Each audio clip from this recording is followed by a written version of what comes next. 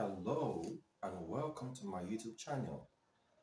If you are new to my channel, please um, subscribe to my channel by clicking on the bell icon. Thank you.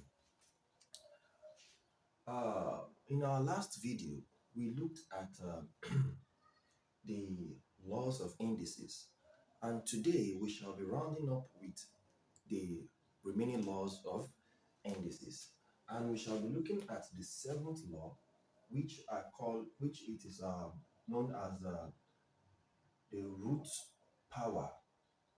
The root power. And in this our root power,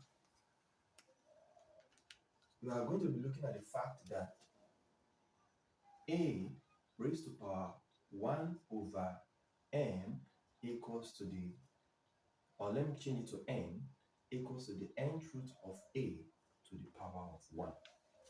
That's what this root power is all about.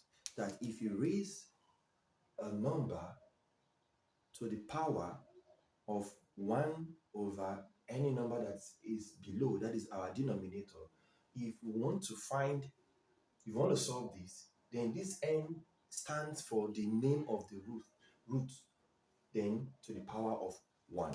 So let's have an example. Let's say you have 9 raised to power 1 over 2. These two here has automatically indicated itself that what? That this is a square root. So I will end up saying that this is 9, the square root of 9, and that is what? 3. Now you may be wondering that I was supposed to have inserted 2 here. The reason why 2 is not there is because it is square root itself. It's as in it's square, it's 2, and this is square root. This is the symbol for square root. Unless if you have roots other than 2, other than square root, like cube root, the fourth root, and the likes. So let's start another example. Let's say we have 4 raised to power 1 over 2. These 2 here tells us the name of the root. So automatically this is a square root, or this is what? Square root of 4. So I will say square root of 4, and that's 2. Now let's go a bit further. So let's say we have 8 raised to power 1 over 3. Let's say we have 8 raised to power 1 over 3. Now it is no more 2, now it's 3. So this 3 tells us that the name of the root, which is the what? The cube root of 8 to the power of 1. So, and what is the cube root of 8? The cube root of 8 is 2. What does cube root means? Cube root of a number tells it means that what is that number that when you multiply it 3 times it gives us this 8. Square root here tells us that what is that number that when you multiply 2 times it gives us 4. Here, the number that when you multiply 3 times that gives us 8 is what? Is 2. And you can do a quick check. How would you check? You can check by using prime factor method by just writing this 8 here. Now we know that 2, starting from the lowest number, which is 2, 2 in 8, 4, 2 in 4, 2, and 2 into 1. If you look at it, I'm going to take them as what?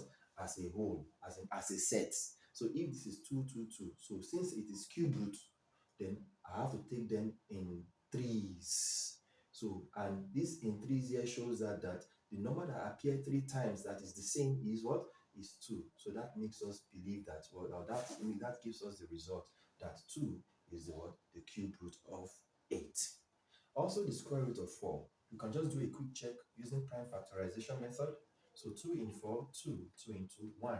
Now as you can see, square root, it means that we are looking for a number that when you multiply twice, it gives us 4. And from what you can see here, you can see that this is in pairs, which tells us that the numbers that look alike and you can find it in twos is what? Is this one, 2. That's why the square root of 4 is 2, and so on and so forth. So um, we are going to proceed by by knowing or by getting another law, which is fraction index law. The fraction index law. Index. So it is quite the same, or let me put it like this, the same as this one, as the root power law. But the difference here is that the numerator is not going to be 1. The numerator can be any number aside 1. So let's say if we have a raised to power m over n, I can as well say that this is the nth root of a to the power m. Nth root of a to the power m. So, for example, if I say 7 raised to power, let me use this. Let me use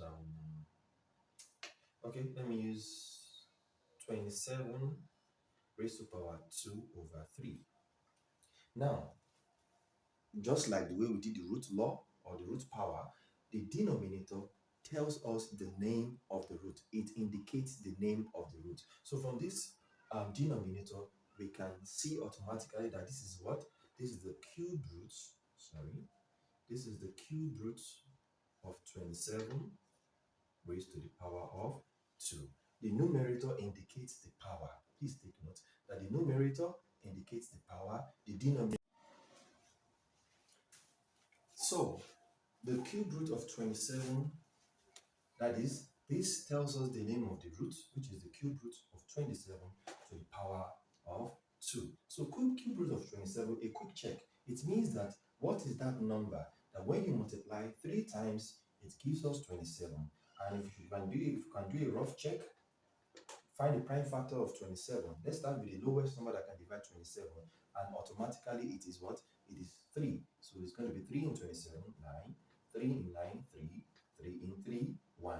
So if you look at this, it tells us that this number that appears 3 times is what?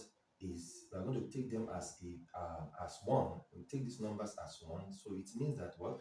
3 is the what? Is the cube root of 27. So I will end up writing 3. Don't forget that the cube root of 27 now is 3 raised to the power 2. So automatically this 3 squared now becomes 3 times 3 and it's equal to 9. So we are now going to round up by what? By merging the laws together. And our 7th law is that a raised to power 1 over n equals to what? The nth root of a, and the last one is a raised to power m over n is what? Is the nth root of a to the power of n. This is to the power of 1. So, hope to see you next time. Thank you very much.